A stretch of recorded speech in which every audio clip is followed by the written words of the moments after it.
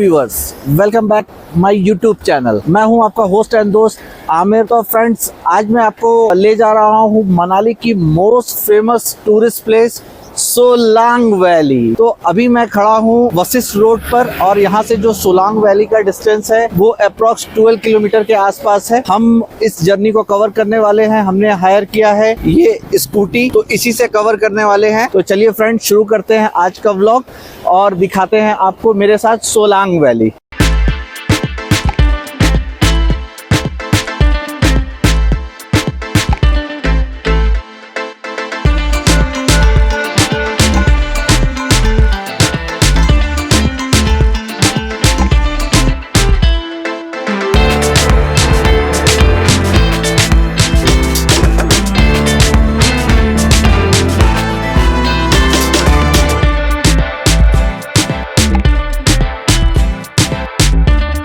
हाँ जी फ्रेंड्स, शुरू करते हैं आज का ये ज़बरदस्त व्लॉग। तो अभी हम निकल चुके हैं सोलांग वैली के लिए और आज सोलांग वैली को हम कवर करने वाले हैं बाय स्कूटी, जो कि हमने रेंटेड हायर की हुई है।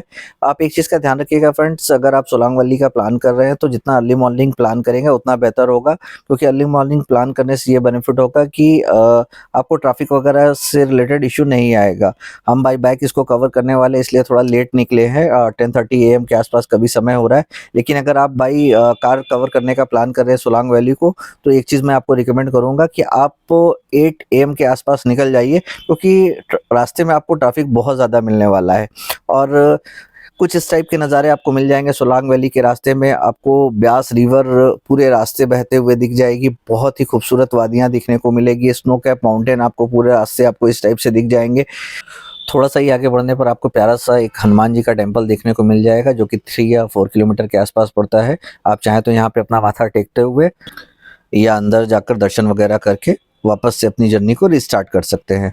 तो चलिए यहाँ से आगे निकलते हैं और थोड़ा ही दूर आगे बढ़ने पर आपको बहुत ही खूबसूरत रोडें दिख जाएंगी। बट रोडें थोड़ी सी कर्वी हैं सोलांग वैली की और चढ़ाई वाली है, तो एक चीज़ का ध्यान रखिएगा, स्पीड लिमिट पे खास कंट्रोल रखिएगा। कोशिश करिएगा कि अपनी बाइक या कार आप 40-50 की स्पीड को ही मेंटेन रखिएगा तो ज़्यादा बेहतर होगा।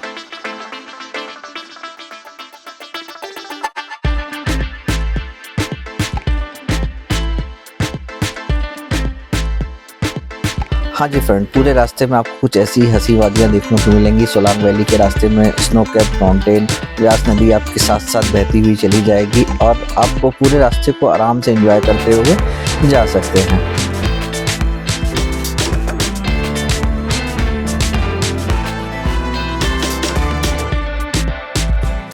अगर आप एडवेंचर्स लवर हैं तो इन्हीं रास्तों पर आपको कई जिपलाइन काउंटर देखने को मिल जाएंगे, जिनमें लगभग 300 पे करके आप रिवर क्रॉसिंग वगैरह जिपलाइन के थ्रू कर सकते हैं, जिसमें ये काउंटर नंबर 40 है। आप चाहें तो यहाँ से जिपलाइन कर सकते हैं। इनकी जो जिपलाइन की लेंथ है वो सबसे लॉन्गेस्ट जिपलाइन की लेंथ है।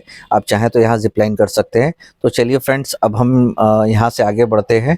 ये पॉइंट हमने आपको वीडियोस में दिखा दिया है, तो आप चाहें यहाँ जिपलाइन वगैरह कर सकते हैं। तो चलिए यहाँ से निकलते हैं आगे की तरफ और जैसे ही आप आगे बढ़ेंगे तो आपको दिख रहा होगा लंबी सीट आपको ट्रैफिक दिख रही होगी, सारी कारें लगी हुई है। इसलिए मैं बोल रहा था कि अगर आप सोलांग वैली का प्लान कर रहे हैं तो अर्ली मॉर्निंग आने का प्लान करिए। ये लगभग अभी यहाँ से सोलांग वैली 6 किलोमीटर का डिस्टेंस रह गया और आपको कारों का लंबा ट्रैफिक देखने को मिल रहा होगा। हम तो बाइक से कवर कर रहे थे इसलिए इजी था एक्सेस करना, बट कारों के लिए 4 किलोमीटर पहले से ही लंबी लाइन लगी हुई थी।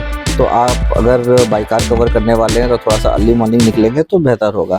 तो चलिए फ्रेंड, फाइनली हम सोलांग वैली पहुंच चुके हैं। आपको आइस वगैरह दिख रही होगी। तो चलिए कोई अच्छी सी जगह देखकर पहले करते हैं अपनी बाइक को पार्क और फिर वहां पहुंचकर सारी चीज़ें आपको दिखाते हैं, क्या कुछ है, एक्टिविटी क्या है, उनके चार्जेस और कौन कौन सी एक्टिविटी है चालू।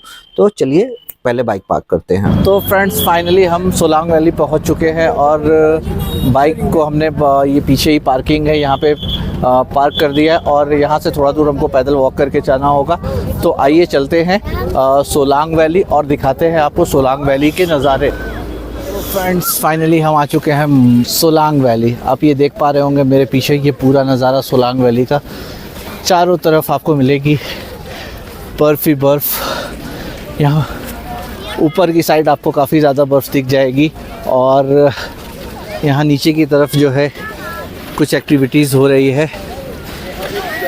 बर्फ़ यहाँ थोड़ी सी अभी कम हो चुकी है। 2 दिन पहले जो स्नोफॉल हुई थी उसी के टाइम की ये बर्फ़ है, तो काफ़ी खूबसूरत है। यहाँ कई सारी एक्टिविटी कराई जा रही है, जिनमें रोपवे स्काई सेंटर, यहाँ से आप रोपवे के थ्रू ऊपर अंजनी महादेव मंदिर वगैरह जा सकते हैं। धूप खिली हुई है, मौसम बहुत ही प्यारा है और बर्फ़ सारी हल्की हल्की जो आइस है वो मेल्ट हो रही है। तो फ्रेंड्स, यहाँ विंटर में कुछ एक्टिविटीज़ भी कराई जाती है, स्नो एक्टिविटीज़। तो उनके चार्जेस कुछ इस तरीके से हैं। आप चाहें तो यहाँ पे ये एक्टिविटीज़ कर सकते हैं। अगर आपको बार्गेनिंग आती है तो आप इन प्राइज़ों में भी थोड़ी बार्गेनिंग कर सकते हैं। तो ये सारी एक्टिविटीज़ आपको विंटर के टाइम देखने को मिल जाएगी। तो आइए देखते हैं सोलांग वैली। तो फ्रेंड्स, वीडियो में जो आप स्नो देख रहे हैं ये 3 दिन पहले यहाँ पे जो स्नोफॉल हुई थी उसके बाद की स्नो है और बहुत ही खूबसूरत है सोलांग वैली। और स्नो धीरे धीरे मेल्ट हो रही है और यहाँ पे कई सारी एक्टिविटीज़ कराई जा रही है, जिनमें ये मिनी पैराग्लाइडिंग आप देख पा रहे होंगे। आप 1000 पे करके इसको कर सकते हैं। यहीं पे ही इसका टिकट काउंटर है। उसके साथ ही साथ ये स्नो बियर वगैरह बनाया जा रहा है। आप चाहें तो यहाँ पे फ़ोटोग्राफी वगैरह करा सकते हैं और कई सारी एक्टिविटीज़ यहाँ कराई जाती है। आप चाहें तो इस तरीके से आइस के साथ, स्नो के साथ खेल भी सकते हैं। तो बहुत ही अमेजिंग सी फीलिंग आती है।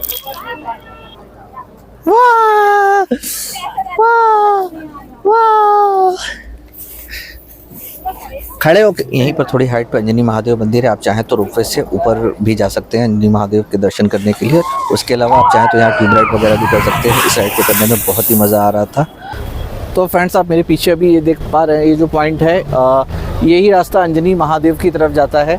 और आप अगर अंजनी महादेव दर्शन करने के लिए जाना चाहते हैं तो वॉक करके भी जा सकते हैं। उसके अलावा घोड़ा वगैरह भी ऊपर जाता है, आप उसके थ्रू भी जा सकते हैं। लगभग 200-250 रुपये आप से ये चार्ज करते हैं, आपको अंजनी महादेव तक ले जाएंगे और वहाँ फिर दर्शन करा के वापस ले आएंगे। तो चलिए आगे बढ़ते हैं। तो फ्रेंड, 3-4 घंटे टाइम एक्सपेंड करने के बाद हम सोलांग वैली से वापस निकल चुके हैं, क्योंकि ठंड बहुत ज़्यादा लग रही थी। हमने एक गलती की थी कि हमने स्नो ड्रेसेस वगैरह नहीं ली थी। आप अगर सोलांग वैली जाइएगा तो स्नो ड्रेस वगैरह रेंट पे मिलती है। आपको 300 रुपये पे करके स्नो ड्रेस वगैरह मिलती है। आप रास्ते में ही स्नो ड्रेस वगैरह ले सकते हैं। तो उसके बाद आप जब सोलांग वैली से वापस आएंगे तो आपको ये जगह दिख जाएगी, नेहरू कुंड। यहाँ की मान्यता ये है कि यहाँ पे एक ऑटोमेटिक जल स्रोत है, जिसमें साल भर पानी ऑटोमेटिक ज़मीन के अंदर से आता रहता है और वो पानी बहुत ही ज़्यादा सेहत के लिए फ़ायदेमंद होता है और बहुत ही ज़्यादा मीठा होता है। और एक मान्यता ये भी है कि हमारे जो पूर्व प्रधानमंत्री पंडित जवाहरलाल नेहरू थे, वो यहाँ का पानी मंगाया करते थे खुद के पीने के लिए। तो आप रास्ते में अगर आ रहे हैं तो कई सारे टूरिस्ट आपको यहाँ पे कुछ इस तरीके से इस पानी को पीते हुए दिख जाएंगे। तो हमने भी इस पानी को टेस्ट किया और बहुत ही मीठा और अभी ठंड का टाइम था तो पानी बहुत ही ज़्यादा चिल्ड था। तो चलिए यहाँ से निकलते हैं और रास्ते में एक बहुत ही प्यारा रिवर साइड पंजाबी रेस्टोरेंट करके एक ढाबा है, वहाँ पर चलेंगे, वहाँ पे करेंगे हम अपना लंच। तो चलिए दिखाते हैं आपको आगे। तो फ्रेंड्स, जब आप सोलांग वैली से रिटर्न होंगे तो आपको ये रेस्टोरेंट दिख जाएगा। शेरे पंजाब नाम से ये रेस्टोरेंट आपको अवेलेबल मिलेगा, ऑन रोड ही है आपको। और इस रेस्टोरेंट की सबसे ख़ास बात ये है कि ये कंप्लीट रिवर साइड रेस्टोरेंट है।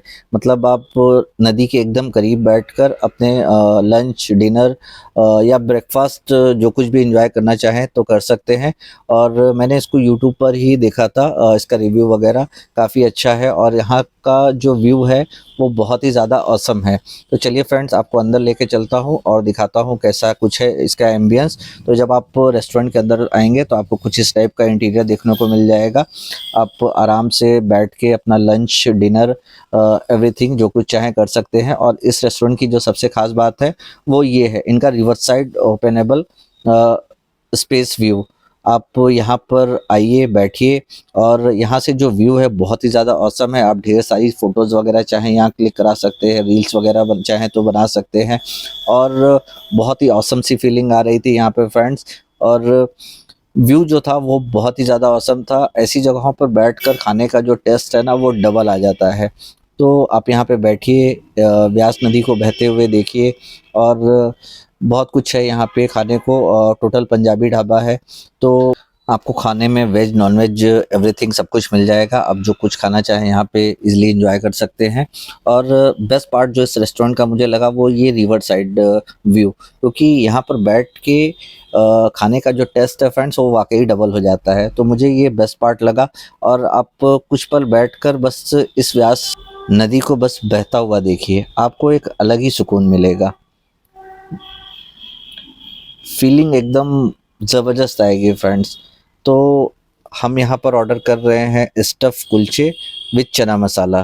तो लगभग अभी 25 से 30 मिनट का समय लगेगा हमारे ऑर्डर को रेडी होने में। तब तक हम इस व्यास नदी को देखेंगे और थोड़ी सी फ़ोटोज़ वगैरह क्लिक कराएंगे। तो थोड़े टाइम के ही बाद हमारा स्टफ़ कुलचा विथ चना मसाला आ गया है। इसके लिए जो हमने पे किया था वो 315 रुपये के आसपास पे किया था। तो चलिए आपको टेस्ट करते हैं स्टफ़ कुलचा और चना मसाले के साथ, बताते हैं कैसा है इसका स्वाद। तो फ्रेंड टेस्ट काफ़ी ज़्यादा ऑथेंटिक था। तो फ्रेंड आज के ब्लॉग में इतना ही, और मिलते हैं आपसे नेक्स्ट ब्लॉग में। ब्लॉग अगर आपको अच्छा लगा होगा तो प्लीज़ मेरे चैनल को लाइक शेयर एंड सब्सक्राइब करिएगा। Thank you friends.